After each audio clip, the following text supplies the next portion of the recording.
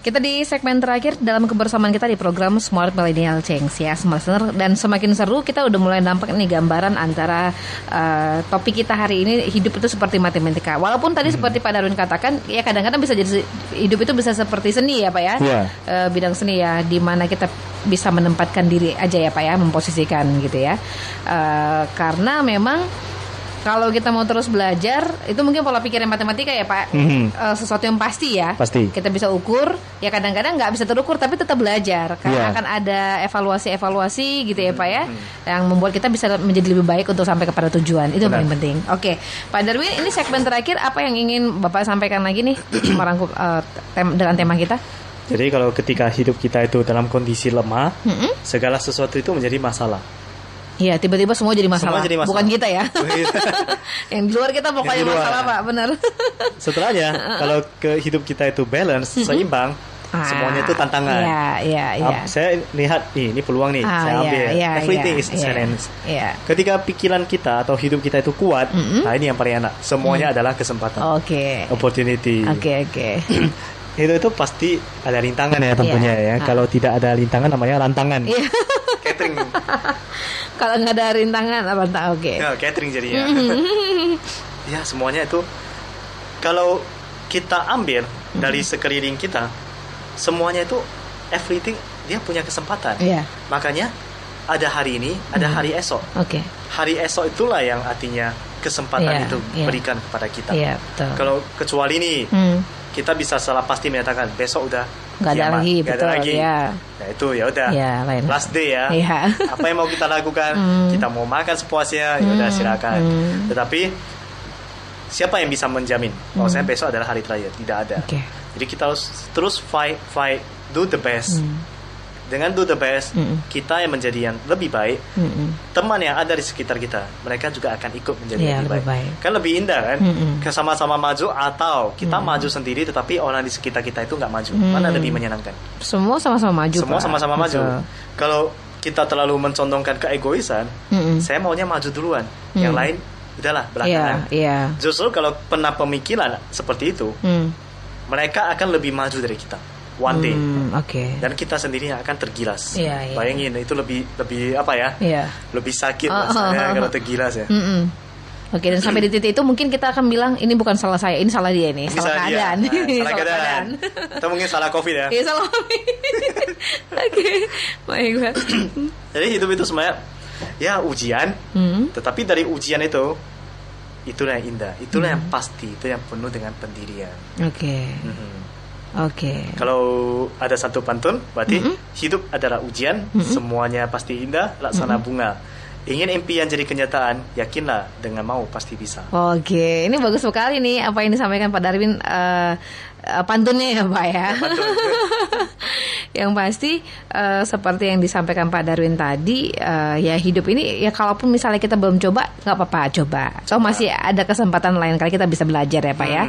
Nggak ada yang tahu kapan ini semua berakhir gitu. Tapi sepanjang masih ada waktu, kita masih punya kesempatan untuk terus belajar.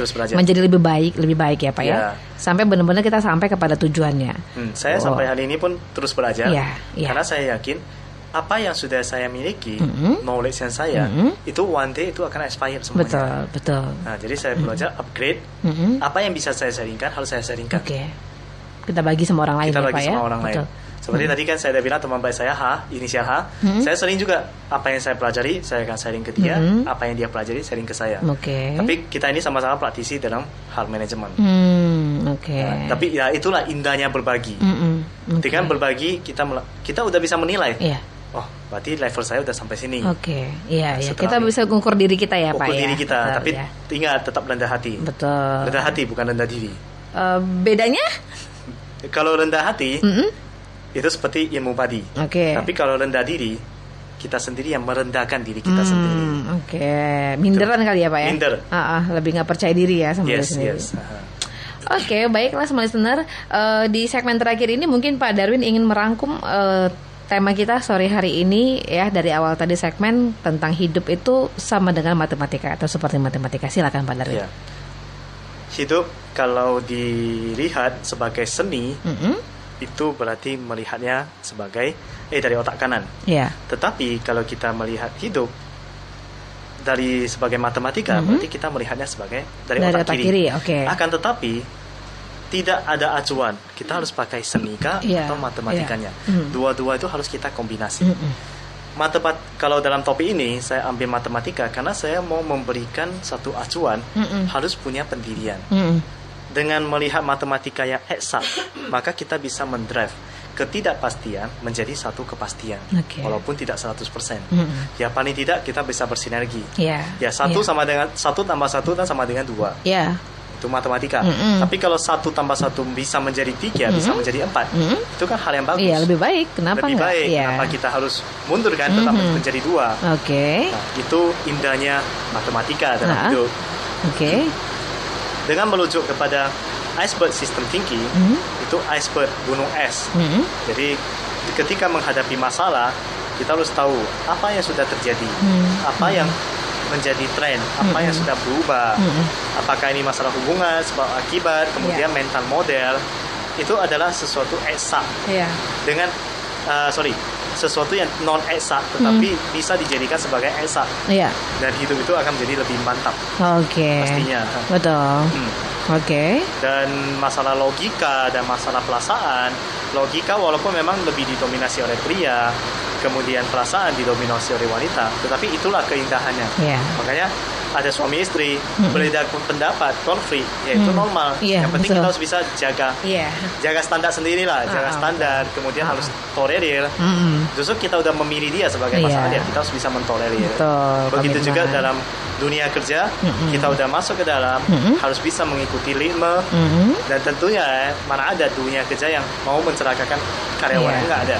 Jadi justru kita bersama-sama maju, sama-sama menjadi leader, bukan hanya manager, tapi leader, harus dibedakan ya. Leader berarti saya akan membawa tim, membawa partner, rekan kerja sama-sama maju. Dengan demikian, kalau ketika hidup itu menjadi kuat, segala sesuatu yang adalah opportunity. Semuanya kesempatan ya Pak kesempatan. Kita melihat sebagai peluang.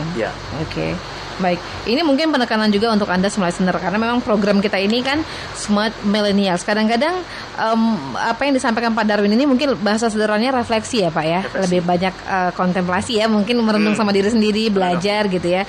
Kadang-kadang anak muda karena dia ngerasa punya waktu makin lebih banyak, nggak mau begini Pak, udah main hajar aja, salah udah sikat aja. Justru yang sering melakukan refleksi ini orang-orang yang sudah sadar ya secara usia mungkin lebih matang gitu ya.